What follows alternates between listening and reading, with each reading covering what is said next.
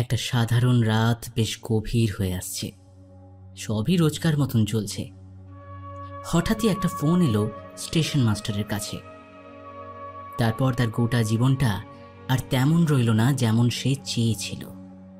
কার সেই phone call? সেই রহস্যের সমাধান হবে বাণীব্রত গোস্বামীর লেখা লিভার ফিয়ারি থেকে প্রকাশিত গল্প ঈশ্বরের শেষ ইশারা গল্প অনুসারে স্টেশনের সেই রাত। গল্প পাঠে সুমন, অভিনয়ে শুভদীপ, অরিজিৎ, নীল, সূর্য, বাল্মীকি, বরষা, কৌস্তব, সৈকত, অভিজিৎ এবং সুমন। বিশেষ সহযোগিতায় নীল এবং রুচিরা। পোস্টার ডিজাইন করেছে শুভদীপ।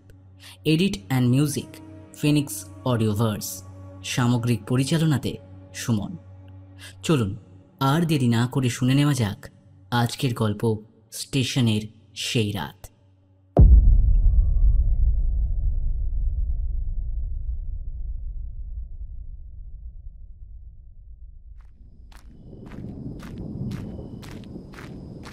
প্রায় অর্ধনগ্ন নারী শরীরটার হাত দুটো প্রথমে ধরল ঝগড়ুর ছেলে, আর পা দুটো ধরল ঝগড়ু।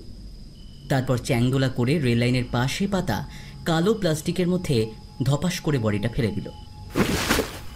মেয়েটার দু হাতে দুটো কাঁকুন, মনে হয় সোনার।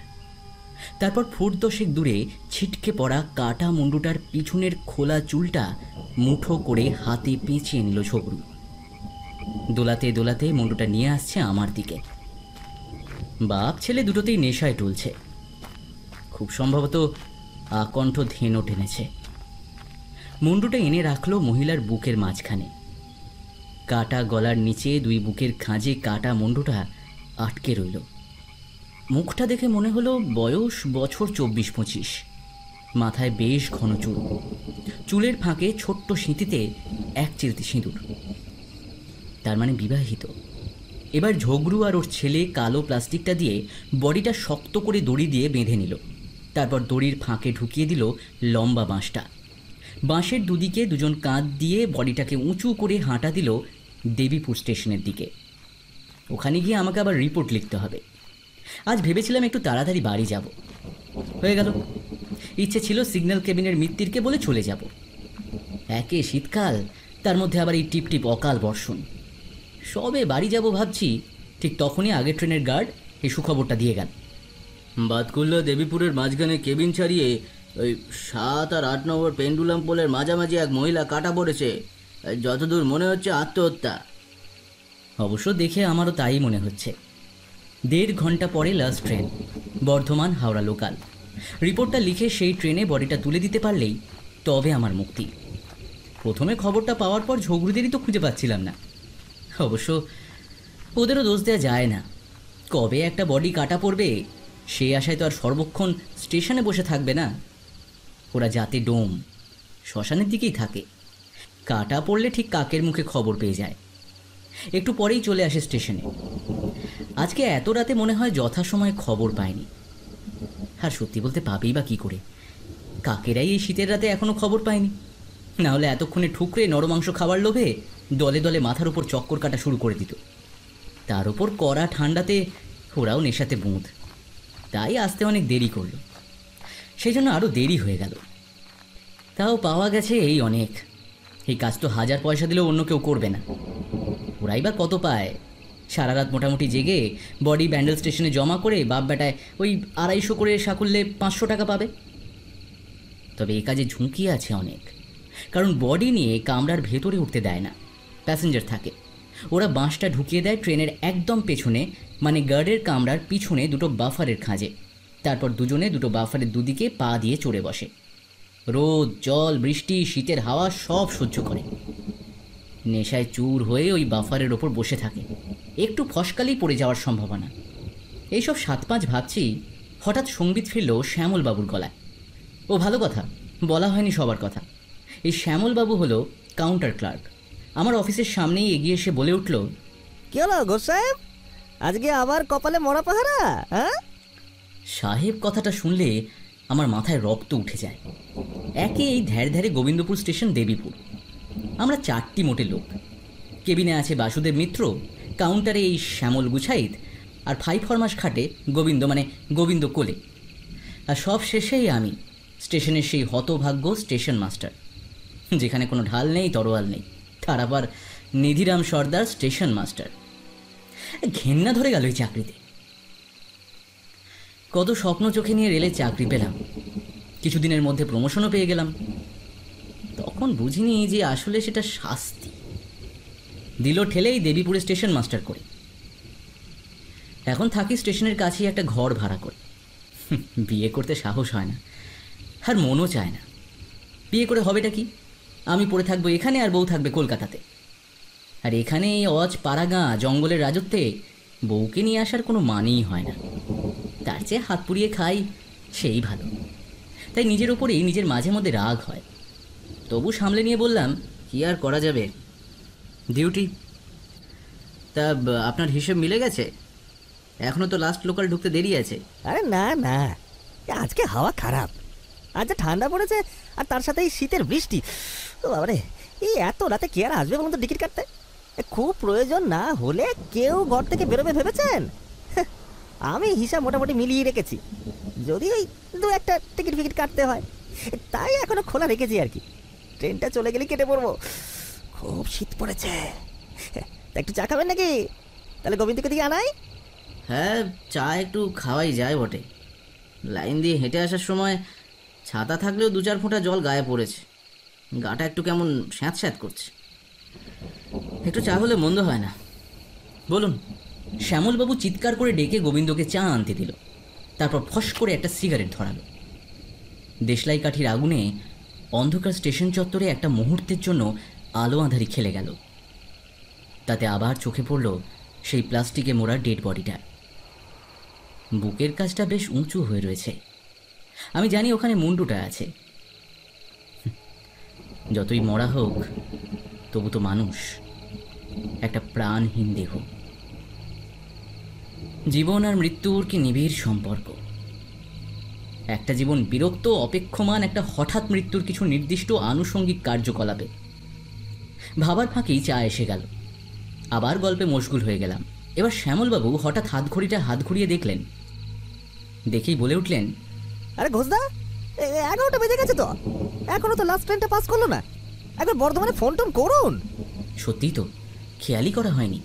গল্পের ফাঁকে ভুলে গিয়েছিলাম। রাতের শেষ ট্রেনের ট্রেন তো হয়ে গেছে, এখনো এলো না কেন? যাই একবার অফিসে গিয়ে ফোনটা করে দেখি। এ তো মহা মুশকিলে পড়া গেল। সত্যি বিপদ কখনো একা আসে না। শ্যামলকে ডেড বডিটার সামনে দাঁড় করিয়ে রেখে অফিস ঘরে ঢুকলাম। বর্ধমান SM এর লাইনই পাওয়া যায় না। অনেকক্ষণ লড়াইয়ের পর অবশেষে পেলাম। বুঝলাম কেন এতক্ষণ ব্যস্ত ছিল, কিন্তু সব শুনে তো ধপাস করে চেয়ারে বসেই পড়লাম। উনি ফোনে বলে উঠলেন, শুনুন ব্রজেন বাবু, আমি কডের বর্ধমান ছেড়ে দিয়েছে, কিন্তু মেন লাইনের লোকাল ছাড়তে গিয়ে শুনি এই রেড ডিস্টার্ব করছে। আর গার্ড সাহেব বললেন এ ট্রেন নিয়ে হাওড়া যাওয়া উচিত হবে না। তাই বাধ্য হয়ে তো তাই কার সেটে খবর নিলাম কোনো অতিরিক্ত রেক আছে কিনা। এই তো শেরপুরে বালি, এমন কপাল খারাপ আজ একটা এক্সট্রা রেক নেই কার সেটে। তাই তো বাধ্য হয়ে মেন লাইনের গাড়ি বাতিল করে দিলাম। কিন্তু স্যার আমি তো পুরো ফেঁসে গেলাম। এই এই ডেড বডি নিয়ে স্টেশনে বসে আছি, এখন আমি কি করব? কি আর করবেন, বডিটা অফিসে ঢোকান, তালা মারুন, তারপর আর কি বাড়ি চলে যান। বাহ, আপনি তো মুখে বলে দিলেন। লিখিত দিতে পারবেন কি? আগে ট্রেনের গার্ড নোট নিয়ে চলে গেছে, এখন বডি যদি লোপাট হয়ে যায় তখন কে সামলাবে? চাকরি নিয়ে তো টানাটানি হয়ে যাবে। না ভাই ব্রজেন, তুমি যা ভালো বোঝো তাই করো, আমাকে আর এর মধ্যে জড়িও না। এই বলে দায় এড়ালেন উনি, আর আমি পড়লাম মহা ফাঁপড়ে। এই কথার ফাঁকেই বাসুদেব এসে হাজির। ইনিয়ে বিনিয়ে বলে উঠল, স্যার যখন লাস্ট ট্রেন আর আসছেই না, আমিও একটু বাড়ি যাব। রাতে তো শুধু 2টো এক্সপ্রেস পাস করবে, আপনি যদি একটু ক্লিয়ারিংটা দয়া করে সামলে দেন। কথাতে বোঝাই গেল ওরা মোটামুটি আন্দাজ করেই নিয়েছে যে আমি সারা রাত স্টেশনে থাকছি। শ্যামল তো আগেই গান গেয়ে রেখেছে যে ও বাড়ি চলে যাবে। তার মানে একটা পরিষ্কার হিসেব যা দাঁড়ালো, তাতে বৃষ্টির শীতের রাতে আমাকে এই নির্জন নিঝুম স্টেশনে মৃতদেহ নিয়ে একা কাটাতে হবে। দেখলাম একটু দূরে গোবিন্দ কাঁচুমাচু হয়ে দাঁড়িয়ে আছে। মুখ ফুটে কিছু বলতে পারছে না, তবু মুখে মনের বাসনা ফুটে উঠেছে। তার ওপর ও আবার নতুন বিয়ে করেছে। বুঝতেই পারলাম মনের কথাটা, বলেই ফেললাম, কিরে বাড়ি যাবি বলে ভাবছিস? ঠিক আছে যা, সে যা এখন, বরঞ্চ একটা কাজ কর, প্ল্যাটফর্মের শেষ মাথায় বাঁদিকে বাজারের ঠিক মুখটাতে দেখবি একটা রুটি তরকারির দোকান আছে, বুঝলি? ওখান থেকে আমার রাতের খাবারটা এনে দিয়ে তারপর তুই বাড়ি চলে যা। যা। আমার কথা শুনেও এত খুশি হয়েছে যে পয়সা না নিয়েই খাবার আনতে দৌড়লো। যাক, ভালোই করেছে, কারণ দোকান প্রায় বন্ধের সময় হয়ে গেছে। মিনিট 10 মধ্যেই দৌড়ে খাবার নিয়ে চলে এলো। 4টে রুটি আর 1 ভাঁড় তরকা। খাবারটা আমার টেবিলে রেখেই একটা আলতো প্রণাম জানিয়ে দৌড়ে পালালো গোবিন্দ। বাকিরা ইতিমধ্যেই কেটে পড়েছে। আমার সামনে টেবিলে খাবার, আর দরজার বাইরে প্ল্যাটফর্মের নিভু আলোয় কালো প্লাস্টিকে মোড়া মেয়েটির গলা কাটা মৃতদেহটা পড়ে আছে। মৃত হলো তো মানুষ, আমার আজকের রাতের সঙ্গী। সবে খাওয়াটা শেষ করে টুলের ওপর রাখা কলসি থেকে 1 গ্লাস জল করিয়ে উঁচু করে গলায় ঢালছি, ফোনটা চারিদিকে নিস্তব্ধতা ভেঙে তারস্বরে বেজে উঠল।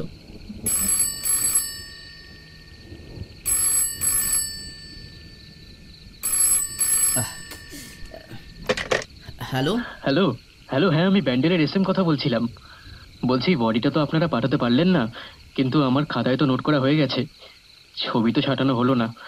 আপনি দয়া করে মোবাইলে একটা ছবি তুলে আমাকে মেল করে দিন প্লিজ। আমি এখানে প্রিন্ট আউট বের করে লাগিয়ে নেব। মানে কি বলছেন কি আপনি? আমার এখানে একজনও লোক নেই। আমি আমি একা এখন এই গভীর রাতে এসব করব? প্লিজ মিস্টার ঘোষ, খুব অসুবিধায় পড়ে যাব। একটু কষ্ট করে একটা ছবি পাঠান না। মুশকিলে ফেলে দিলেন দেখছি আজকে। আচ্ছা ঠিক আছে, আমি দেখছি। অগত্যা কোনো উপায় নেই, এই চাকরি মনে হয় ছেড়ে দিতে হবে। এর থেকে শ্মশানের ডোমের চাকরি অনেক ভালো। মনের ইচ্ছের বিরুদ্ধেই ধীরে ধীরে মৃতদেহের প্লাস্টিকের দড়িটা খুলতে লাগলাম। ঝোকরুটাকে পেলেও একটু সুবিধে হতো।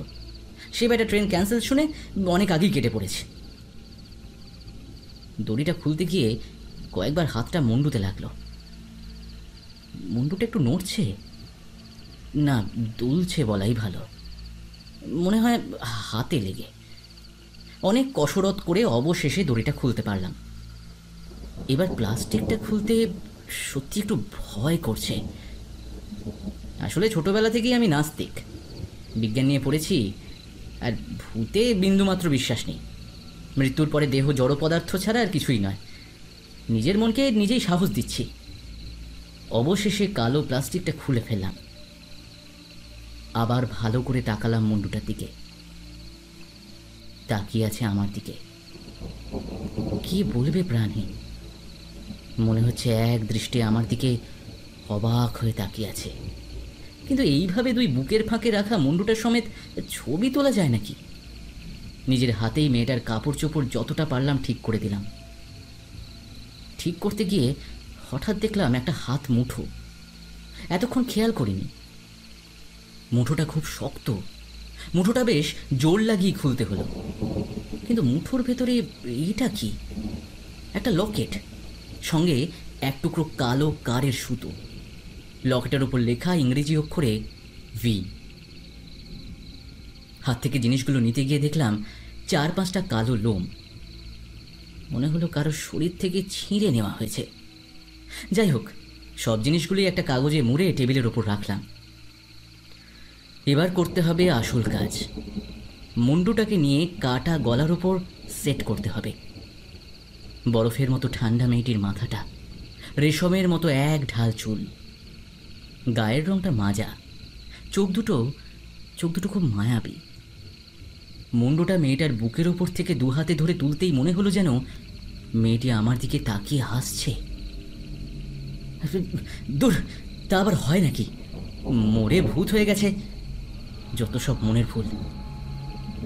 যেই না মুন্ডুটা কাটা গলার কাছে সেট করতে যাব, ঠিক তখনই আমার মুখটাও মেয়েটার মুখের খুব কাছে চলে গেছে।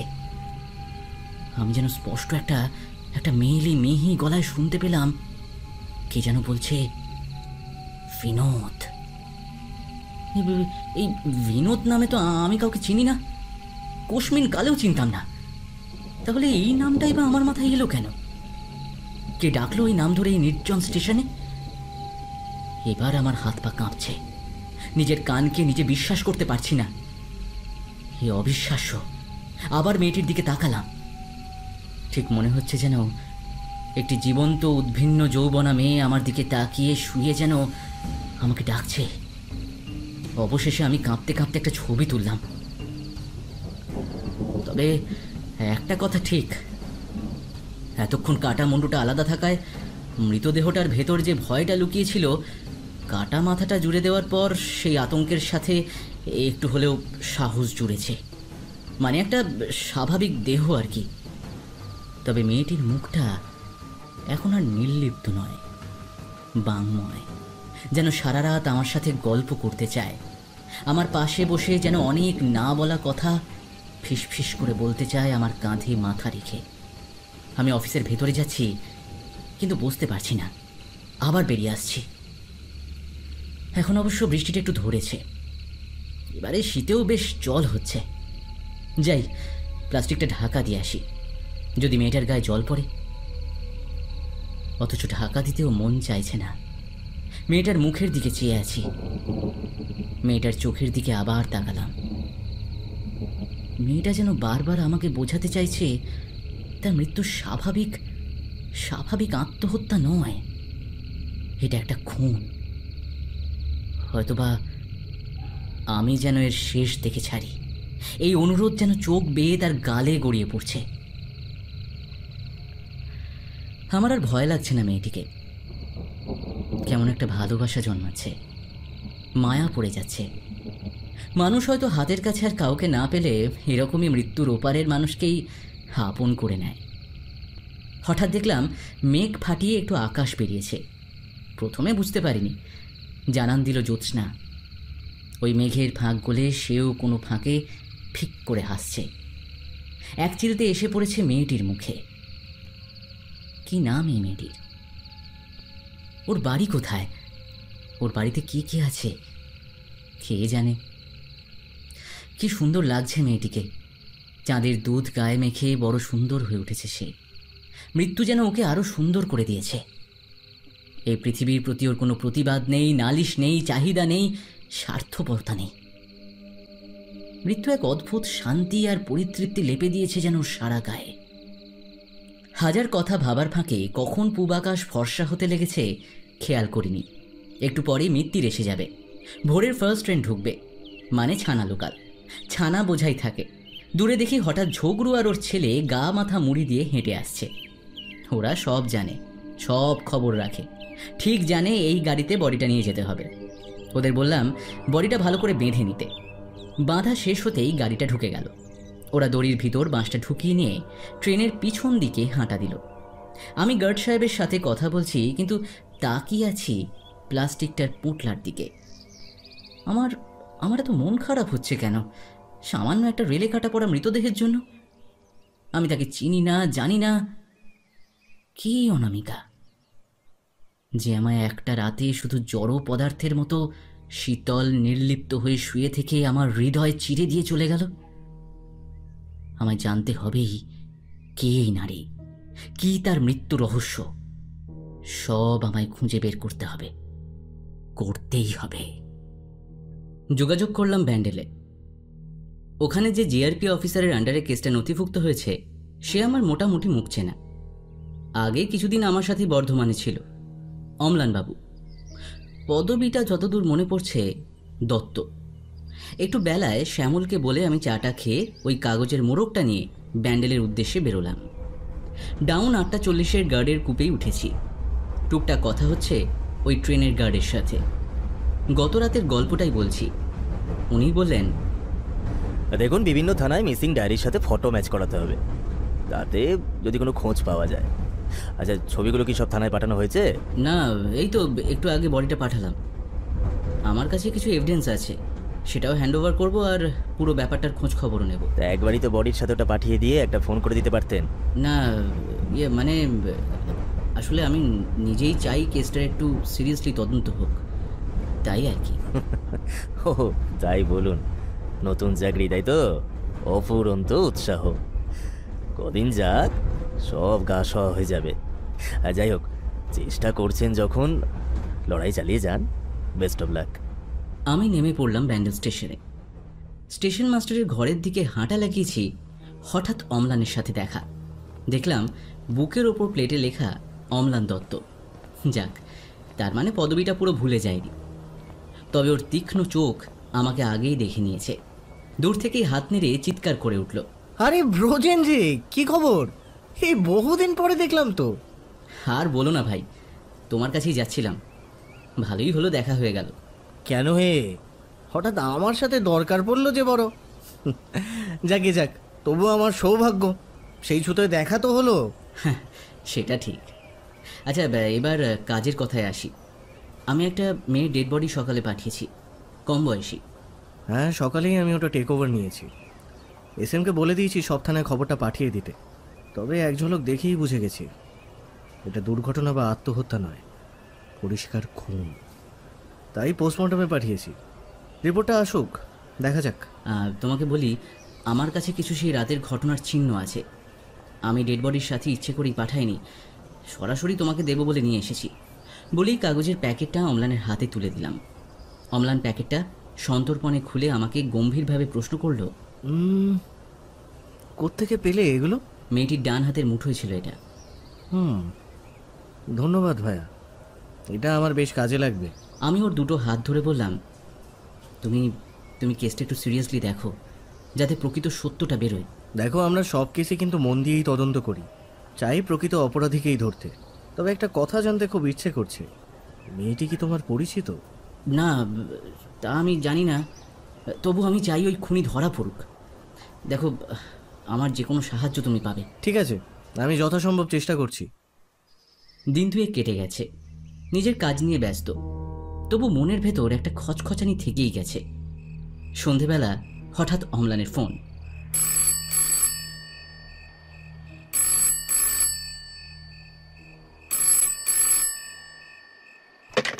হ্যালো।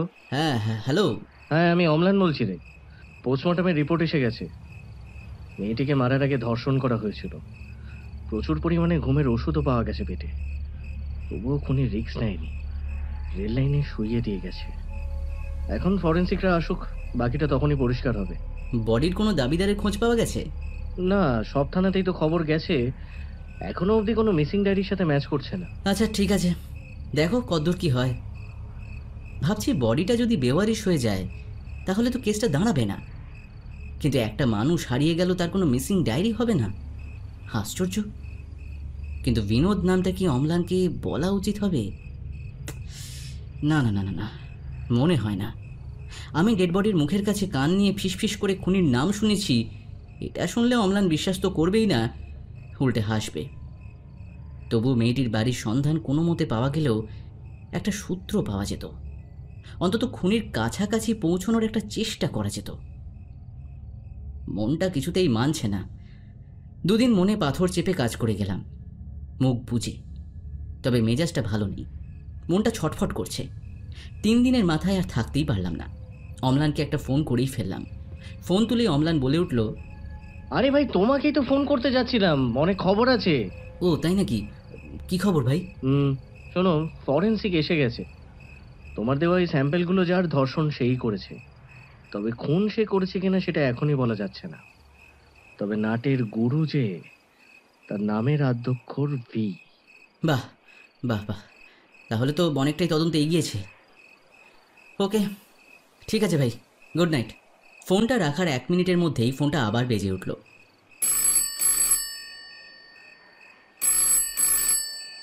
বাবা, আবার কি করলো? হ্যালো।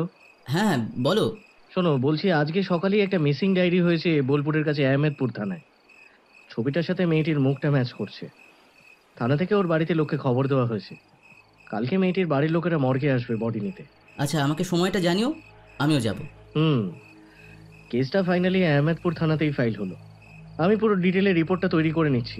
আচ্ছা ঠিক আছে, তাহলে কালকে দেখা হচ্ছে। সারা রাত এক ফোঁটাও ঘুম এলো না, শুধু চোখ বুজে শুয়ে থাকলাম। শীতের রাত, ঘরের ভেতর থকথকে অন্ধকার, তবু স্পষ্ট দেখতে পাচ্ছি ওই মেয়েটার মুখটা। যেন অনেক কথা চোখের পিছনে জমে আছে। আমাকে সে বলতে চায়। বারবার পাশ ফিরে শুচ্ছি, তবু ওই ছবিটা আমার বোঝা চোখের ভেতর থেকে সরছে না। চোখের পাতার নিচে অনর্গল সেই ছায়াছবি ঘুরছে। পরদিন সকালে আমি একটু আগেই চলে গেলাম ব্যান্ডেল হাসপাতালের মর্গে। গিয়ে দেখি তখনও কেউ আসেনি। ফোন করায় অম্লান একটু পরেই চলে এলো। কিছুক্ষণ পরে একটা পুলিশের জিপ এসে দাঁড়ালো। জিপ থেকে একজন পুলিশ ছাড়া দুজন ভদ্রলোক আর একজন মহিলা নামলেন। আমি এগিয়ে গেলাম পরিচয় করতে। একজন ভদ্রলোকের মুখের আদলটা আমার একটু আবছা চেনা লাগলো, তবে ঠিক মনে করতে পারছি না। কোথায় যেন দেখেছি, কিন্তু এটা নিশ্চিত যে ইদানিংকালের মধ্যে নয়। যদি কোনোদিন দেখে থাকি, সে বহুকাল আগের ব্যাপার। ধীরে ধীরে আলাপ পর্ব শুরু হলো। এক ভদ্রলোক, ওনার স্বামী, বেশ ভেঙে পড়েছেন, চোখে মুখে আতঙ্ক। নাম অবিনাশ চৌধুরী। আর মহিলা হলেন ভদ্রলোকের বোন, নীলিমা দেবী, মানে নিহত মেয়েটির ননদ। অপর ভদ্রলোক, মানে যাকে আমার হালকা চেনা লাগছে, তার জল ভরা চোখ। বেশ বুঝলাম কান্নাকাটি করতে করতে এসেছেন। মেয়েটির দাদা, নাম নিলয় রায়। ওনার মুখেই জানতে পারলাম মেয়েটির নাম নীলাঞ্জনা। হঠাৎ নিলয়বাবু আমার দিকে তাকিয়ে বলে উঠলেন, আপনাকে একটা কথা বলতে পারি, যদি কিছু মনে না করেন? হ্যাঁ হ্যাঁ, নিশ্চয়ই, নিশ্চিন্তে বলতে পারেন। আপনি কি ব্রজ, মানে অন্ডালের পালপাড়ার পালেদের বাড়ির ভাগ্নে ব্রজ? হ্যাঁ, অন্ডালের পালপাড়ায় পালেদের বাড়ি তো আমার মামার বাড়ি। ছোটোবেলায় তো ওখানে গিয়ে আমি অনেক থেকেছি, বহুবার গেছি। তারপর মা মারা যাবার পর বহুদিন আর কোনো যোগাযোগ নেই। আপনার মামা বাড়ির দুটো বাড়ি পরে নীলুকে মনে পড়ে? হ্যাঁ, নীলু, হ্যাঁ হ্যাঁ মনে পড়েছে, আমাকে সাইকেল শিখিয়েছিল। আরে আরে তুই তুই নীলু! এই কথা বলতে বলতেই আমার মাথার ভেতর হু হু করে স্মৃতির ক্যাসেট রিওয়াইন্ড হতে শুরু করলো। সময়ের ঝাপসা পর্দা ক্রমশ সরে যেতে লাগলো, সব ছবি পরিষ্কার ফুটে উঠতে লাগলো। আমি থতমত খেয়ে ধরফর করে আচমকা জিজ্ঞেস করে ফেললাম নিলয়বাবুকে, হ্যাঁ রে, অঞ্জনার কি খবর? এবার নিলয় পুরোপুরি কান্নায় ভেঙে পড়ল। আমার দুটো হাত ধরে হাউ মাউ করে কেঁদে উঠল।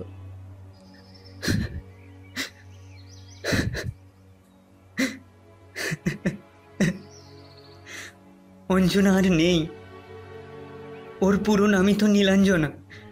আমি ধপাস করে মাটিতে বসে পড়লাম, বাকরুদ্ধ, অবাক।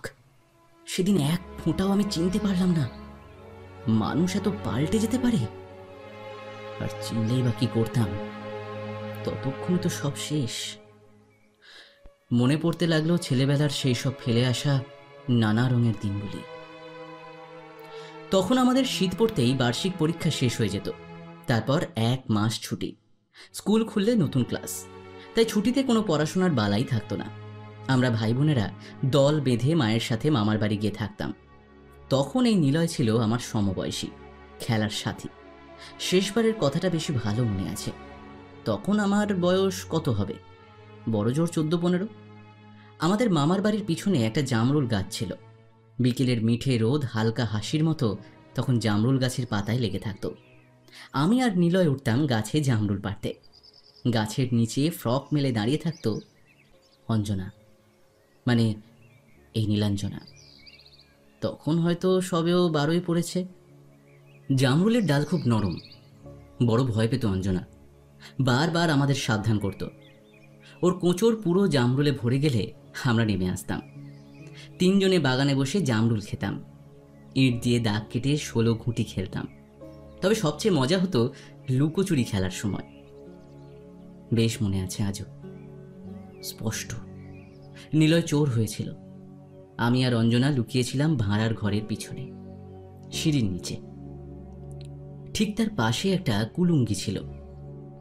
একটা মাকড়সা বেরিয়ে এসেছিল দেওয়ালের গা বেয়ে, ভয়ে জড়িয়ে ধরেছিল আমাকে নীলাঞ্জনা। আমার সেই গন্ধটা অনেক দিন মনে ছিল। কথাটা মনে পড়লেই ওই গন্ধটা পেতাম, আবার আজকে পাচ্ছি। কিন্তু তারপর থেকে ও আর আমার সাথে এক জায়গায় লুকোতো না। তবে ভয় নয়, লজ্জায়। সেটা এখন বুঝি। মিটমিট করে শুধু হাসতো। লজ্জা তখন পায়ে পায়ে সবে ওর গায়ের কাছে এসে দাঁড়াচ্ছিল। যখন আমাদের আসার সময় হলো, ওর চোখ দেখেছিলাম ভিজে। আমি বলেছিলাম, তুই কাঁদছিস কেন, আবার আসবো তো আমরা। ও 2 হাতে চোখ মুছে কান্না গলায় হেসে বলেছিল, জানি আবার দেখা হবে, কিন্তু কবে? সে তো আবার 1 বছর পরে। হ্যাঁ, তাতে কি হয়েছে? তখন তো তুমি বড় হয়ে যাবে, আর তো আমরা দুজনে ছোট জায়গায় লুকোতে পারবো না। দূর বোকামে, তখন কি আর আমরা লুকোচুরি খেলবো? তখন তো আর কোথাও লুকোবই না। যদি চিরকালের মতো লুকিয়ে পড়ো তাহলে? যত সব আবুল তাবুল কথা, তখন তুই আমায় ঠিক খুঁজে নিবি। তারপর হাত নাড়তে নাড়তে আমাদের ট্রেন ছেড়ে দিল। পিছনে লাল মাটির ধুলোয় মেখে পড়ে থাকলো একটা ভাষাহীন ভালোবাসার টান। কিন্তু একটা ব্যাপার কিছুতেই মাথায় ঢুকছে না। ওই অঞ্জনার মেয়েবেলার রোগা পাতলা কাঠামোয় যৌবনের মোলায়েম মাটির প্রলেপ চেহারাটার এত আমূল পরিবর্তন করে দিল যে এই অঞ্জনা মানে নীলাঞ্জনা কোনোভাবেই আমার চোখে বিন্দুমাত্র চেনা হিসেবে ধরা দিল না। মেয়ে থেকে নারী হওয়ার পথে শরীরের সম্পূর্ণটা এতটাই পাল্টে ভরাট হয়ে যায় যে চেনা সত্যিই দায় হয়। কিন্তু তবুও তো সে আমার পরিচিত, একটু হলেও মনের কোনায় জায়গা করে নিয়েছিল। সেই সম্পর্কের তাগিদেই অম্লানের হাত আবারও চেপে ধরলাম। ভাই ভাই, ওই মহিলা সত্যি আমার পরিচিত। তোমাকে ও পুলিশকে আমার একান্ত অনুরোধ, দয়া করে অপরাধীকে ধরার আপ্রাণ চেষ্টা করো। এই তদন্তে যেন কোনো রকম গাফিলতি না হয়, প্লিজ প্লিজ।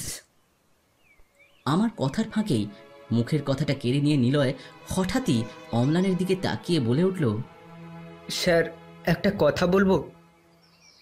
আপনাদের তদন্তে হয়তো কাজে লাগতে পারে। হ্যাঁ, নিশ্চিন্তে বলতে পারে। আমাদের বাড়ি থেকে একটু দূরে একটা ছেলে থাকতো, নাম বিনোদ সাউ, অবাঙালি। বিয়ের আগে থেকেই অঞ্জনাকে খুব বিরক্ত করত। অঞ্জনা পাত্তা দিত না, একবার অ্যাসিড মারবে বলেও শাসিয়েছিল। তারপর তো অঞ্জনার বিয়ে হয়ে গেল। তবু শুনেছিলাম অঞ্জনার মুখে ওর শ্বশুরবাড়ির ওখানে নাকি বিনোদকে মাঝে মধ্যে ঘুরঘুর করতে দেখা যেত। তবে স্যার, একটা খটকা আমার লাগছে। 3-4 দিন ওকে দেখছি না। আমি জানি না ও এই ঘটনায় জড়িত কি না, তবে ছেলেটা ভালো নয়। আমার ওকে কীরকম সন্দেহ হয় স্যার। আপনি তো থানায় এসব বলেননি। তা দিদির কতদিন বিয়ে হয়েছিল? আগে 6 মাস। ঠিক আছে, আমি অন্ডাল থানায় জানিয়ে দেব। আপনার বাড়ি যাবে, আপনিও ওনাদেরকে বিনোদের বাড়িটা দেখিয়ে দেবেন। এবার শুরু হলো দেহ হস্তান্তরের পালা। সেই দৃশ্য দাঁড়িয়ে দেখার মতো আমার মানসিক অবস্থা ছিল না। আমি তাই কথাবার্তার পরেই বিদায় নিলাম। ওরা প্রয়োজনীয় কাগজপত্র তৈরি করতে অফিসে ঢুকে গেল। দিন 3 পরে অম্লানের ফোন এলো। জানতে পারলাম পুলিশ বিনোদের বাড়ি ধাওয়া করেছিল, কিন্তু ঘটনার দিন রাত থেকেই বিনোদ পলাতক। ওর ছবি সব থানায় পাঠিয়ে দেওয়া হয়েছে, এমনকি বাংলাদেশ বর্ডার এবং অন্যান্য রাজ্যেও। তার মানে অন্তত এটুকু বোঝা গেল যে বিনোদই এই অপরাধমূলক কাজের নাটের গুরু। না হলে ও পালাবে কেন? ওর বাড়ির লোকও ওর হদিস দিতে পারছে না। এখন দেখা যাক যদি অন্য কোনো জায়গা থেকে ধরা পড়ে, সেই আশাতেই রইলাম। কিন্তু একটা খটকা মাথা থেকে কিছুতেই যাচ্ছে না। একটা মৃতদেহের কাছ থেকে আমি নামটার আভাস পেলাম কি করে? এটা কিভাবে সম্ভব হলো? এই অলৌকিক রহস্য আমাকে ভাবিয়ে তুলল, যার কোনো ব্যাখ্যা বা যুক্তি আমি খুঁজেই পেলাম না। এর উত্তর হয়তো একমাত্র ঈশ্বরই জানেন। অবশ্য এটাও ঠিক, তার ইশারাতেই এই পুরো জগৎ সংসার চলছে। আমরা শুধুই সামান্য নিমিত্ত মাত্র। মাঝে মধ্যে আমি অম্লানকে ফোন করি, খোঁজ খবর নেই। অন্ডাল থানার নম্বরও আমায় দিয়েছে, যোগাযোগ করি। ওরা শুধু আমাকে আশ্বস্ত করে, বলে খোঁজ চলছে, চেষ্টা চলছে, বিনোদ একদিন ধরা পড়বেই। তবু আমার মন মানে না। সময়ের ধুলোয় ঘটনাটা ঝাপসা হতে থাকে, মনের তলানিতে ধীরে ধীরে হারিয়ে যেতে থাকে। একটা নৃশংস খুন আর ধর্ষণ করে একটা মানুষ পার পেয়ে যাবে, এটা একেবারে ভুলতেও পারছিলাম না। তারপর সে যদি হয় ছোটবেলার প্রথম, না প্রেম নয়, ভালোবাসা বলা যায়। কিন্তু আমি কি বা করতে পারি? ওদের তাগাদা মারা ছাড়া তো আমার আর কিছু করার নেই। তাতে লাভ কিছুই হচ্ছিল না। দেখতে দেখতে প্রায় বছর খানিক কেটে গেল, কোনো সুরাহা হলো না। আরও অনেক কেসের নিচে যথারীতি চাপা পড়ে গেল নীলাঞ্জনা হত্যার রহস্য। গল্পটা এখানে শেষ হয়ে যেতে পারত, কিন্তু ঈশ্বরের ইচ্ছেই অবশ্য আলাদা। তার অদৃশ্য আদালতের আইনের খাতে ঘটনার প্রবাহ অন্যদিকে মোড় নিল, যেটা একেবারেই অকল্পনীয় এবং অবিশ্বাস্য। সেই গল্পটা না বললে এই ঘটনার যাবতীয় রোমাঞ্চ অধরাই থেকে যাবে। প্রায় বছরখানেকের বেশি কেটে গেছে। তদন্ত যে তিমিরে পড়েছিল সেই তিমিরেই রয়েছে। আমিও মোটামুটি হাল ছেড়ে দিয়েছি, তবে ভুলে যাইনি সেই ভয়ঙ্কর রাত। ও ভালো কথা, আমার একটা নেশা আছে, সেটা তো বলাই হয়নি। সংসারপত্র তো কিছুই আমার করা হলো না। জীবনে টান বলতে একটাই অনুভব করি, সেটা হলো পাহাড়। এই পাহাড় আমাকে বছরে 2 বার অন্তত টানে। সেই স্থানও তবু তার আকর্ষণ অমোঘ। তবে আমার এই পর্বত ভ্রমণের প্রধান অনুঘটক এই রেলের চাকরি। ইচ্ছে মতো ফার্স্ট ক্লাস পাস, তারপরই ব্যাগ গুছিয়ে বেরিয়ে পড়া। এইবারের গন্তব্য এক স্বপ্নের জায়গায়, মা গঙ্গার উৎপত্তিস্থল গোমুখ, যেখানে গঙ্গা একেবারে নিষ্কলুষ, 100% পবিত্র। বেরিয়ে পড়লাম গোমুখের পথে। গুছিয়ে লেখার মতো একটা ভ্রমণের কাহিনী হতে পারত, কিন্তু এখানে ঘটনার মাকে অন্য মোচড়। তাই সংক্ষেপে সারি ভ্রমণের গল্প। ট্রেনের ঋষিকেশ হয়ে তারপর বাস ধরে চলে এলাম গঙ্গোত্রী। এখান থেকেই আমাদের হাঁটা পথ শুরু। হাঁটতে হবে প্রায় 18 কিলোমিটার। তবে একটানা যাওয়া কোনো প্রকারই সম্ভব নয়। মাঝ রাস্তায় 1 রাত বিশ্রাম নিতেই হবে ভুজবাসায়। সেটাও কম নয়, প্রায় 12 কিলোমিটার। তবে ওইসব ভেবে ভয় পেয়ে লাভ নেই, ওতে মনোবল আরও হ্রাস পাবে। এক সুন্দর সোনালী সকালে গঙ্গোত্রী থেকে আমি আর কিছু সহযাত্রী বন্ধুরা যাত্রা শুরু করলাম। পথ বিপদ সংকুল চড়াই উতরাইতে ভরা, চারপাশে বরফের মুকুট পড়া পাহাড়। যত হাঁটছি তত শরীর ছেড়ে দিচ্ছে। শেষে যখন ভুজবাসায় গিয়ে পৌঁছালাম, তখন শরীরে আর কোনো শক্তি অবশিষ্ট নেই। মন শুধু বিছানা চাইছে। আমাদের ওঠার কথা আছে গাড়োয়াল মণ্ডল বিকাশ নিগমের গেস্ট হাউসে। আমরা মোট 3 জন। শুনলাম আরও একজনের আসার কথা ছিল আমাদের সাথে, কিন্তু শেষ মুহূর্তে বিশেষ কারণে সে আসতে পারেনি। জানি 3 জনে যাত্রা শুভ নয়, তথাপি নিরুপায়। গেস্ট হাউসে পৌঁছতেই একটি ছেলে গরম জলের বালতি দিয়ে গেল পা ডোবাবার জন্য। ছেলেটির নাম নিতিন। এতে পায়ের ব্যথা একটু মরবে। চোখটা বুজে আসছে। দুপুরের দিকে খিচুড়ি খেয়ে একটু ঘুমিয়ে নিলাম। ঘুম ভাঙল যখন, তখন ঘড়িতে বাজে প্রায় 5:15। উঠে পড়লাম। ইচ্ছে হলো বাইরেটা একটু ঘুরে আসি। ঘুমটা হয়ে ক্লান্তিটা কেটে গেছে। আমার ঘরটা থেকে বেরিয়ে সবে বাইরে এসে দাঁড়িয়েছি, দেখি আমারই সহযাত্রী মিস্টার শঙ্কর রায় বাইরে বসে চা খাচ্ছেন। আমায় দেখে বললেন, আরে ব্রোজেন বাবু যে, গুড ইভিনিং। Good evening. ঘুম হলো? হ্যাঁ, তা হলো। আসলে খুব ক্লান্ত হয়ে পড়েছিলাম, তাই খিচুড়ি খেয়ে বিছানায় শুতেই চোখটা লেগে গেল। তো এখন কোথাও বেরোচ্ছেন নাকি? হ্যাঁ, একটু ঘুরে আসি। এইসব জায়গায় এসে ঘরে বসে থাকতে ভালো লাগে না। বেশ বেশ, ঘুরে আসুন। সন্ধেতে বসে আড্ডা দেওয়া যাবে এখন। হ্যাঁ। ওনাকে বিদায় জানিয়ে ভোজবাসার লোকালয় থেকে সরে এসে একদম গঙ্গার সামনে এসে দাঁড়ালাম। এখানে মা গঙ্গা খরস্রোতা, কি তার তেজ! হালকা হালকা ঠান্ডা হাওয়া দিচ্ছে। নিজের জ্যাকেটটা থেকে মাফলার বের করে গলায় বেশ করে জড়িয়ে নিলাম। তারপর গঙ্গার সামনে থাকা একটা মাঝারি পাথরের উপর বসলাম।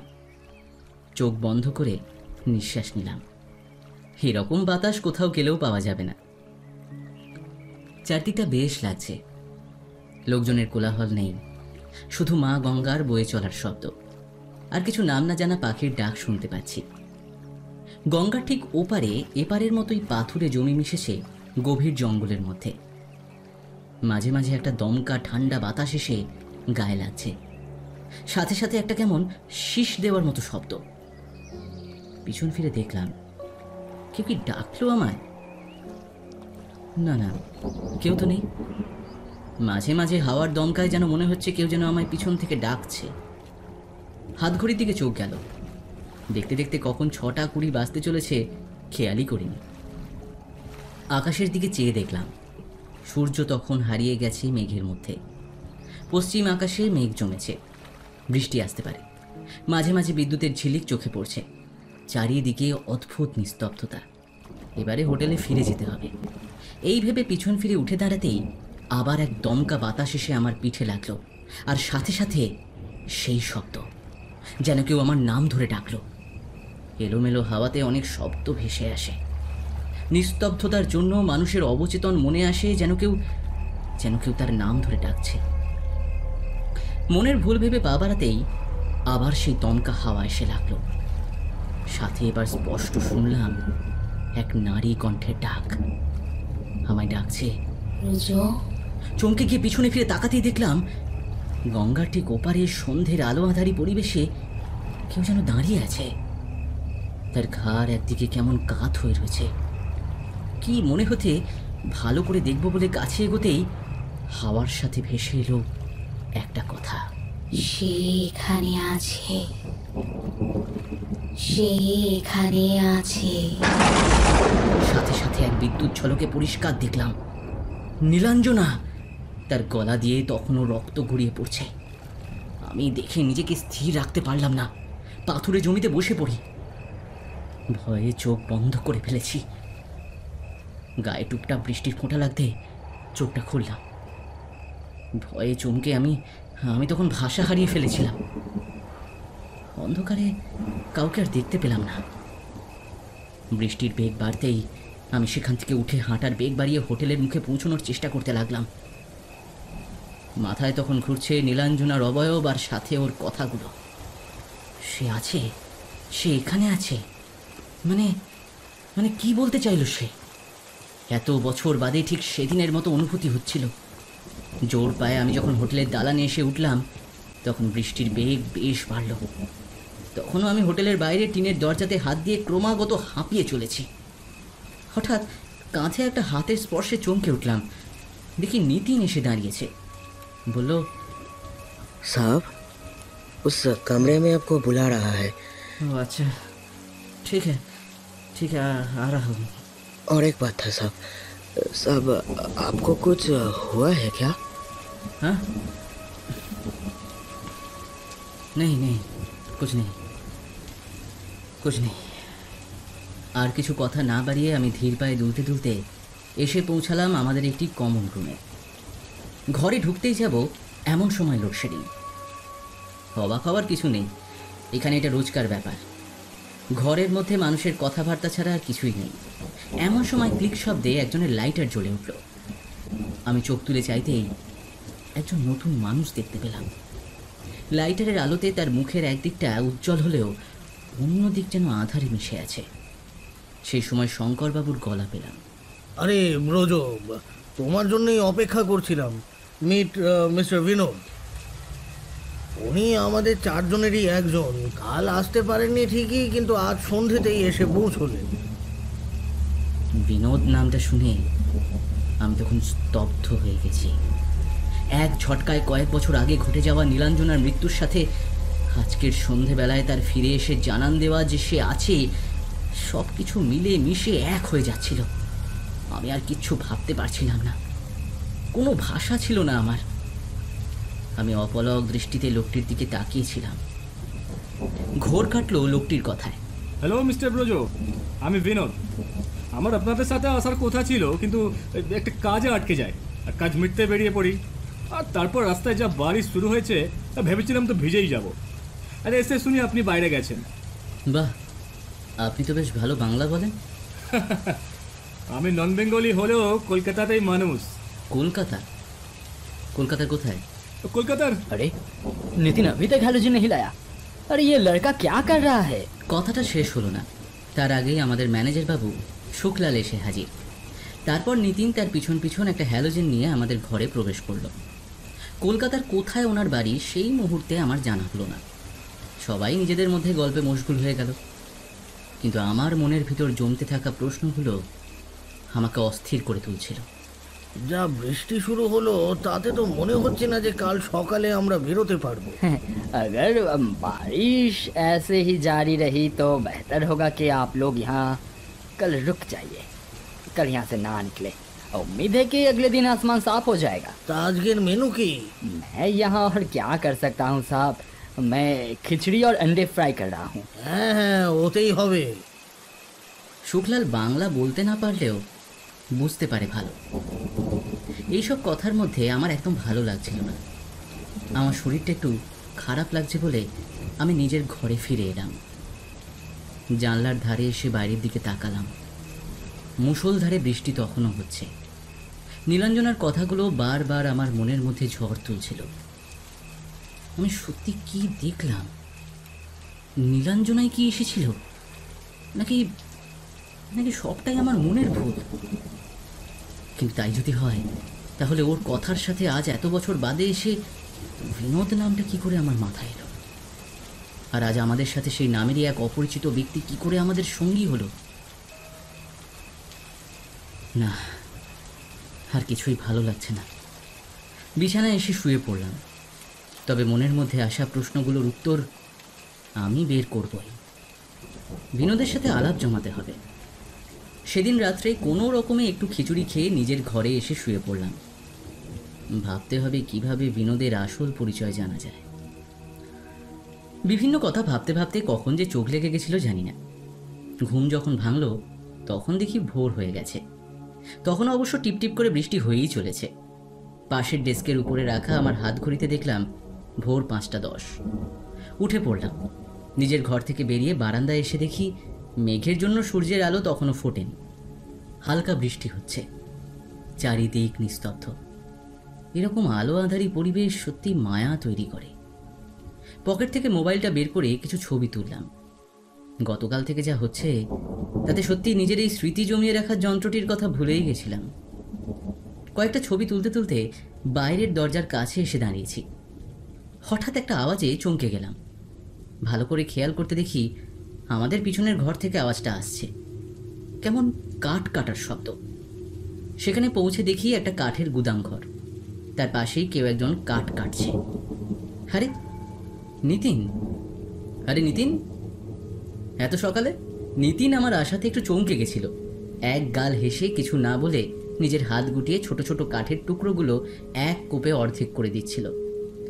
তার ওই পুরুষালী হাতের জোর দেখে চমকে গেলাম। সেই মুহূর্তে ওর কিছু ছবি তুলে সাথে নিজের সাথে ওর একটা সেলফি তুলে রাখলাম। ছেলেটি খুব ভালো, ওর কাছ থেকে কিছু জানার চেষ্টা করতে হবে। কাল যে নতুন সাহেব এলো তার সাথে আলাপ হয়েছে? नहीं साहब, उतना जान पहचान तो हुआ नहीं है। और वैसे भी कल रात उन्होंने सबके साथ मिल के डिनर भी नहीं किए थे। हमने उनका खाना उनके कमरे तक दे के आए हैं। इन्हीं की आगे कखनो एखाने एसेছেন? जी नहीं, हमने भी उनको पहली बार ही देखा हूँ साहब। তা আর কে উঠেছে? ম্যানেজার কোথায়? हाँ मतलब साहब जी, मैनेजर सब तो अभी अभी ही पे थे। पता नहीं वो होंगे शायद कहीं आसपास। और वैसे भी ऐसा वेदर में इतना सुबह सुबह कौन उठेगा। ओ, और एक बात था साहब, आज वैसे भी आप लोग निकल नहीं पाएंगे। হ্যাঁ, তাই তো দেখছি। সত্যি বলতে আজ আমার এখান থেকে বেরোনোর একেবারেই ইচ্ছে নেই। এই বিনোদের বিষয়ে ভালো করে জানতে হবে। মোবাইলটা দেখলাম, না, কোনো টাওয়ার নেই। একবার যদি অম্লানের সাথে কথা বলা যেত। ঠিক এই সময় সুখলাল এসে দাঁড়ালেন। Good morning. হ্যাঁ, গুড মর্নিং। আপনার কথাই ভাবছিলাম। বলছি, আচ্ছা এখানে শহরে বা অন্য কোথাও ফোন করার ব্যবস্থা নেই? আমার তো একদম ফোনে টাওয়ার নেই। एक्चुअली साहब, यहाँ पर सब टावर नहीं मिलेगा। अब आपको गंगोत्री जाना पड़ेगा। কথাটা শুনে একটু মনটা দমে গেল। তারপর ঠিক করলাম নিজেই কিছু একটা চেষ্টা করতে হবে। এই বিনোদের সাথে পরিচয়টা করতে হবে। আমার মনের একটা ইচ্ছে পূর্ণ হলো। বৃষ্টি থামলো না, তাই আমাদের আর বেরোনোও হলো না। সারাদিন সময় রয়েছে ওই মানুষটির সাথে আলাপ করার। ইতিমধ্যে আমি অম্লানকে এই বিষয়ে মেসেজ এবং হোয়াটসঅ্যাপ করে রেখেছি। অদ্ভুতভাবে লোকটি আজ তার রুম থেকে বের হলো না। দুপুরের খাবার সময়তেও আমাদের সাথে এসে খেলেন না।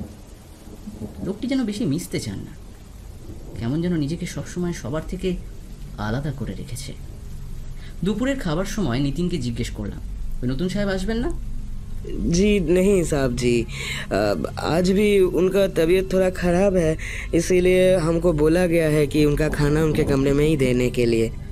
কথাটা বলেই নিতিন চলে যায়। মনে মনে ভাবছি আজকেই সব থেকে বড় সুযোগ। সন্ধেবেলায় ওর ঘরে গিয়ে আলাপ জমাবো। যেমন ভাবা তেমন কাজ। সন্ধেবেলায় রোজকার মতোই লোডশেডিং। নিতিন ঘরে ঘরে হ্যাজাক দিয়ে গেল। ঘড়ি দেখলাম 6টা বেজে গেছে। সময় এসে গেছে। নিতিন ঘরে চা দিতে যাচ্ছিল। আমি বিনোদের কাছে যাব বলে ওর কাছ থেকে আমার আর ওর চা নিয়ে ঢুকলাম তার ঘরে। গুড ইভিনিং, কি আসতে পারি? আরে mister Brojo, good evening, good evening. আসুন আসুন আসুন। আপনি চা নিয়ে? হ্যাঁ, শুনলাম আপনার শরীরটা খারাপ, দুপুরেও তো খেতে এলেন না, তাই ভাবলাম আপনার সাথে একটু দেখা করে আসি। হ্যাঁ, বলেন না। কাল আসতে গিয়ে রাস্তে में একটা পাথরের কাজে পাটা আটকে গেল। এমন একটা মোচ এলো, বড্ড পেন দিচ্ছে জানেন তো। যাওয়া তো হলো না, তাই একটু রেস্ট নিচ্ছিলাম। আর নিতিন শুধু মাঝে মাঝে একটু গরম পানি দিয়ে যেছে, আর রাতেও একবার দেবে বলেছে। আচ্ছা আচ্ছা আচ্ছা, নিন চাটা ধরুন। হ্যাঁ হ্যাঁ হ্যাঁ, দাঁড়িয়ে কেন, বসেন বসেন। আমি ওর ঘরে রাখা একটা চেয়ার নিয়ে ওর সামনে বসলাম। বাইরে তখনও ঝিরিঝিরি বৃষ্টি হচ্ছে, সাথে ঝিঁঝির ডাক। দেখলাম ওর খাটের পাশের টেবিলে দুটো মোমবাতি জ্বলছে, তার শিখাটা তীর তীর করে কাঁপছে। আমাদের ছায়াগুলো যেন তার সাথে কেঁপে কেঁপে উঠছে। মিস্টার বিনোদের কথায় ঘোর কাটল। বৃষ্টিটা থামলে হয়। হ্যাঁ হ্যাঁ, আশা করি কাল থেমে যাবে, নতুন সকাল পাবো। তা আপনি কলকাতার কোথায় থাকেন? আমি কলকাতার নর্থ, ওই গ্রিস পার্ক, ওখানে একটা বাড়ি ভাড়া নিয়ে থাকি। ও আচ্ছা আচ্ছা, তা প্রথম থেকেই কি ওখানেই আছেন? না না না না, আগে। কথাটা বলে একটু থামলেন, তারপর কিছুটা ভেবে আবার বলতে শুরু করলেন। আগে আমি আরামবাগে থাকতাম, ওখানে একটা কাপড়ার দোকান ছিল, সেখানে কাজ করতাম। আর সেখান থেকে টাকা পয়সা জমিয়ে নিজের একটা বিজনেস শুরু করি, কাপড়ের বিজনেস। তা ধরেন 4 সাল হয়ে গিয়া কলকাতাতে আছি। আমি মনে মনে হিসেব করলাম, নীলাঞ্জনার মৃত্যুর সময় দেখতে দেখতে প্রায় 5 বছর হয়ে গেল। তা আপ क्या करते हैं? হ্যাঁ, আমি স্টেশন মাস্টার, দেবীপুর স্টেশনের।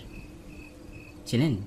লোকটি কিছুক্ষণ চুপ করে আমার দিকে তাকিয়ে রইল, তারপর বলল, নেই, মুঝে মালুম নেই। জানি না কথাটার মধ্যে কেমন যেন তাচ্ছিল্য লুকিয়ে আছে। বললাম, আপনার বাড়িতে কে কে আছে? আমি একাই আছি, কাজের জন্য এদিক এদিক ঘুরে বেড়াতে হয়, ওইভাবেই বড় হয়ে গেছি। ও, আপনার ফ্যামিলি এখানে থাকে না তাহলে? ফ্যামিলি বলতে তো সেরকম কেউ নেই এখানে, আর কারোর সাথে সেভাবে কোনো নাতাও নেই। আমার আগের বাড়ি ছিল বাড়াওনি। এটা কি সত্যি না মিথ্যে আমার কাছে যাচাই করার কোনো উপায় নেই। দেখলাম সে বিছানা থেকে উঠে নিজের ব্যাগ গোছাতে লাগলো।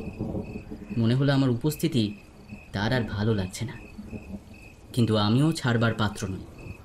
বললাম, আমি একা মানুষ, তাই মাঝে মাঝে পাহাড়ে ঘুরতে চলে আসি।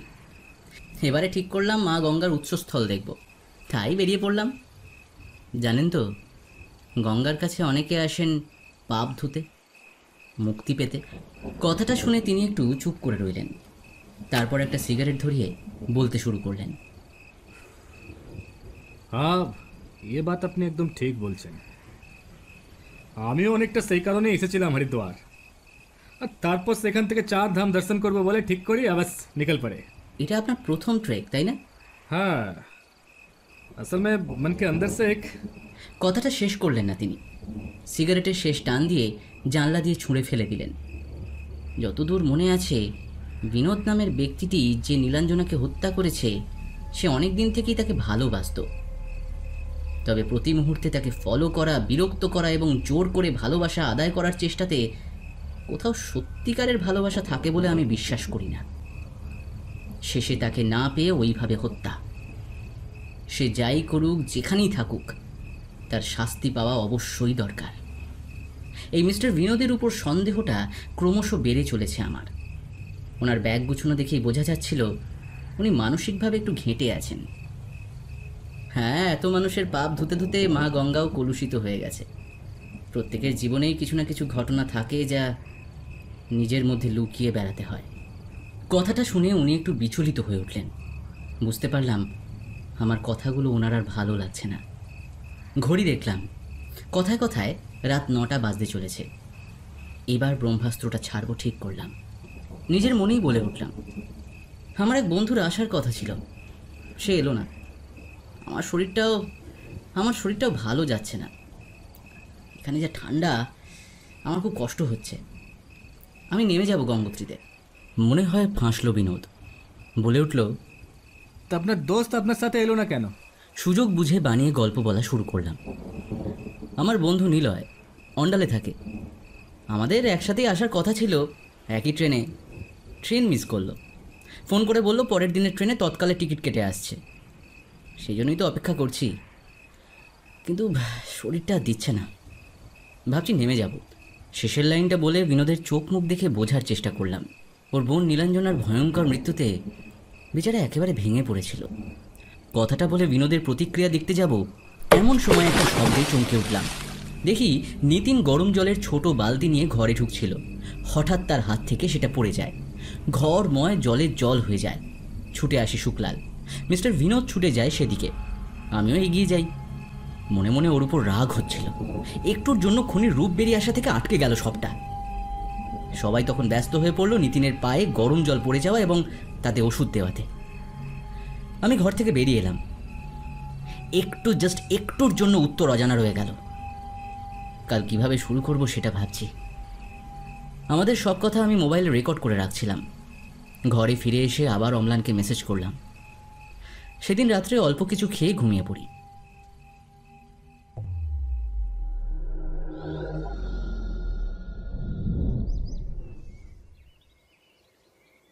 ঘুম ভাঙল বেশ ভোরে। বিছানা থেকে উঠে বারান্দায় এসে দাঁড়ালাম। বৃষ্টি কমে গেছে। দূরে পূব আকাশে তখন ধীরে ধীরে সূর্যের আভা ফুটে উঠছে। কিছুক্ষণের মধ্যেই সূর্য উঠে যাবে। আকাশ পরিষ্কার হয়ে রয়েছে। মোবাইলটা পকেট থেকে বের করে দূরের আকাশের দিকে মেলে ধরলাম। সূর্য ওঠার সাথে সাথে কিছু ছবি তুলে রাখলাম। আসলে কালকে রাতের পর থেকে মনটা বড্ড ভারী হয়ে রয়েছে। কি করব কিচ্ছু বুঝতে পারছিলাম না। বারান্দা থেকে নেমে এসে ধীর পায়ে গঙ্গার সামনে এসে দাঁড়ালাম। খরস্রোতা গঙ্গার শব্দে মনটাও কেমন উথাল পাথাল হচ্ছিল। বুকের মধ্যে জমে থাকা কুয়াশা কাটিয়ে অপরাধীকে ধরার চেষ্টায় মনের ভেতর যেন পাথর জমছিল। যে জায়গায় আমি নীলাঞ্জনাকে দেখেছিলাম সেখানে এসে একটা পাথরে বসলাম। দুদিনের বৃষ্টির পরে পরিবেশ একদম পাল্টে গেছে। ঠান্ডা হাওয়ার সাথে সাথে মিঠে রোদ্দুর গায়ে লাগায় বড় ভালো লাগছিল। মনে মনে বললাম, নীলাঞ্জনা, আমি কি তবে পারলাম না? কিভাবে তাকে ধরবো আমি বুঝতে পারছি না। বুঝতে পারছি না। মা গঙ্গা, তুমি পথ দেখাও। কথাগুলো মনে মনে ভাবতে ভাবতে নিজের মোবাইলটা থেকে ঘুরতে আসার এতদিনকার ছবিগুলো দেখছিলাম। গঙ্গোত্রী মন্দির, সেখানকার মানুষ, আমাদের ট্রেক, ভোজবাসায় আসার পরে এখানকার কিছু মানুষদের সাথে তোলা কিছু ছবি, সব দেখতে দেখতে একটা ছবিতে আচমকা আমি থেমে গেলাম। ছবিটা ভালো করে জুম করে দেখলাম। দেখার সাথে সাথে আমার শির দাঁড়া বেয়ে ঠান্ডা স্রোত বেয়ে গেল। বুকের হৃৎপিণ্ড যেন ফেটে বেরোবে। আমি যদি ঠিক হই, কিছু ভেবেই ছুটলাম লজের দিকে। সামনে পৌঁছতে হলো না, दूर থেকে শুক্লালের গলা পেলাম। नितिन, अरे ओ नितिन, अरे कहाँ गया रे तू? আমি ছুটে এসে সোজা জিজ্ঞেস করলাম, नितिन কোথায়? मुझे नहीं पता साहब, रोज सुबह उठकर काम पे लग जाता है। कोई आवाज नहीं आ रही थी तो मैंने सोचा कि शायद कल गर्म पानी गिरकर जख्मी हो गया है, तो मैंने सोचा कि वो उसके रूम पे ही होगा। यहाँ आकर दिख रहा हूँ कि उसका घर एकदम खाली पड़ा है, वहाँ कुछ भी नहीं है। वो अपने सारे कपड़े और सामान साथ में लेके चला गया है। এখনই পুলিশকে খবর দিতে হবে। अब पुलिस? क्यों साहब, क्या हुआ? কি হয়েছে সেটা পরে জানবেন। ও এখানে কতদিন কাজ করছে? 4 साल होगा। ডকুমেন্টস নিয়েছেন? हाँ हाँ, अब मेरे पास ही है, आइए आइए। কথাটা বলি শুক্লাল নিজের অফিস ঘরে গিয়ে একটা পুরনো ফাইল বের করে একটা জেরক্স এগিয়ে দিলেন।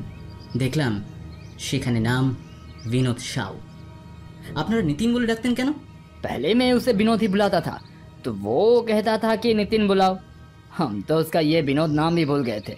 আমায় এখনই গঙ্গোত্রী যেতে হবে। लेकिन मुझे समझ नहीं आया कि क्या हुआ और उसने किया क्या है सर? খুন। কথাটা বলেই আমি নিজের ঘরে গেলাম। নিজের ব্যাগ গুছিয়ে বেরিয়ে পড়লাম। দেখি মিস্টার বিনোদ দাঁড়িয়ে আছে বাইরে। বললাম, গুড মর্নিং মিস্টার বিনোদ, আজ মনের আনন্দে ট্রেকটা সেরে ফেলুন। পারলে মা গঙ্গার সামনে মনের কথা বলে ফেলুন। পাপ না ধুলেও মনটা হালকা হয়ে যাবে। চলি। এখন প্রশ্ন হলো, আমি গঙ্গোত্রী না পৌঁছলে পুলিশ বা অম্লানের সাথে যোগাযোগ করতে পারছি না। গঙ্গোত্রীতে ওকে ঠিক ধরে নেওয়া যাবে, ছোট জায়গা, লোক কম। কিন্তু বাস ধরে যদি একবার ঋষিকেশ পালিয়ে যায় তাহলে তো অসংখ্য মানুষের ভিড়ে মিশে যাওয়ার সুযোগ পেয়ে যাবে। তখন ওকে খুঁজে পাওয়াই আবার কঠিন হবে। এইসব চিন্তা মাথায় নিয়েই যাত্রা শুরু করলাম। নীলাঞ্জনাকে আমি কথা দিয়েছি, অপরাধীকে শাস্তি আমি দেবই। একবার যখন হাতের নাগালে পেয়েছি আর কোনো মতেই ছাড়ছি না। এর আমি শেষ দেখে ছাড়ব। নিজে যতটা পারছি জোরে হাঁটার চেষ্টা করছি। এদিকে ওপর থেকে ঝুড়ো বোল্ডার মাথার উপরে পড়ার সম্ভাবনা। ভাগ্যিস সেদিন ওর ছবিটা তুলেছিলাম। সেদিন ভোরবেলা ওর কাঠ কাটার সময় ও নিজের হাতের আস্তিন গুটিয়েছিল। ওর হাতে উল্কি দেখেছিলাম আগে, কিন্তু আমল দিইনি। কিন্তু সেদিনের ওই ছবিতে স্পষ্ট ওর আস্তিনে হিন্দিতে লেখা রয়েছে বিনোদ। এই নামটা দেখেই আমার সারা শরীর টলে গেছিল। গতকাল রাত্রে যখন আমি নীলাঞ্জনার নাম নিয়েছিলাম তখনও নিতিন ঘরে ঢুকেছিল। নামটা শুনেও চমকে যায়। আসলে যে খুনি সে সবার কাছে লুকোতে পারে, কিন্তু নিজের কাছে কি করে লুকোবে? তাই ওই নাম শুনে চমকে যায় এবং ওর হাত থেকে গরম জলের বালতিটা পড়ে যায়। বিনোদের সাথে একটা সেলফিও তুলে রেখেছি। যদিও পুলিশের কাছে ওর ছবি আছে, তবুও শুধু ভাবছি কতক্ষণে গঙ্গোত্রীর কাছাকাছি পৌঁছবো, মোবাইলের সিগন্যালটা পাবো। শরীরে অফুরন্ত দম পাচ্ছি উত্তেজনায়। এখন দেখা যাক শেষটা কি হয়। গঙ্গোত্রীর 1-1.5 কিলোমিটার আগেই দেখলাম মোবাইলে হালকা সিগন্যাল রয়েছে। অম্লানকে ফোন লাগালাম। খুব টেনশন হচ্ছে। 2-3 বারের চেষ্টায় পেলাম। পুরো গল্পটা ওকে আমি বললাম। ও আশ্বস্ত করলো যে দ্রুত ব্যবস্থা নিচ্ছে, এমনকি গঙ্গোত্রী পুলিশ ফাঁড়িতেও জানিয়ে দিচ্ছে। তবুও কিছু লাভ হলো না। বিনোদকে গঙ্গোত্রীতে কোথাও খুঁজে পাওয়া গেল না। অত ছোট জায়গা, এত লোক কম, তা সত্ত্বেও ছেলেটা পালালো কোথায়? কর্পূরের মতো উবে গেল। এই রাস্তায় গঙ্গোত্রী ছাড়া অন্য কোথাও তো পালাবার জায়গা নেই। কোথায় ঘাপটি মেরে থাকলো কে জানে। তবে শেষ রক্ষাও করতে পারল না। গঙ্গোত্রীর বাস থেকে পরদিন সন্ধেবেলা ঋষিকেশ নামতেই ধরা পড়ে গেল। কলকাতায় নিয়ে আসা হলো। ডিএনএ পরীক্ষাতে সব জলের মতো পরিষ্কার হয়ে গেল। বিচার প্রক্রিয়া শুরু হলো। আমাকেও বেশ কয়েকদিন কোর্টে যেতে হয়। বিনোদ একরাশ প্রতিহিংসা চোখে আমার দিকে তাকিয়ে থাকে। আমার ঈশ্বরের কাছে শুধু একটাই দাবি, ওর যেন ফাঁসি হয়। হয়তো ঈশ্বরও স্বয়ং তাই চান। তবে তার ইচ্ছে না থাকলে বিনোদ কিছুতেই ধরা পড়তো না। তিনিই সর্বময় কর্তা। আমি শুধু তার ইশারাতেই সামান্য কর্ম করেছি মাত্র। এর বেশি আর কি বা পারি আমি নীলাঞ্জনাকে ফিরিয়ে দিতে? ছোটবেলায় যতই লুকোচুরি খেলি, মনে মনে কথা দিলাম, বিনোদকে উপযুক্ত শাস্তি না দেওয়া অবধি আমি কোথাও মুখ লুকোবো না নীলাঞ্জনা। বিশ্বাস করো, আমি এর শেষ দেখে তবে ছাড়ব। তাহলে হয়তো তোমার অতৃপ্ত আত্মাও একটু শান্তি পাবে।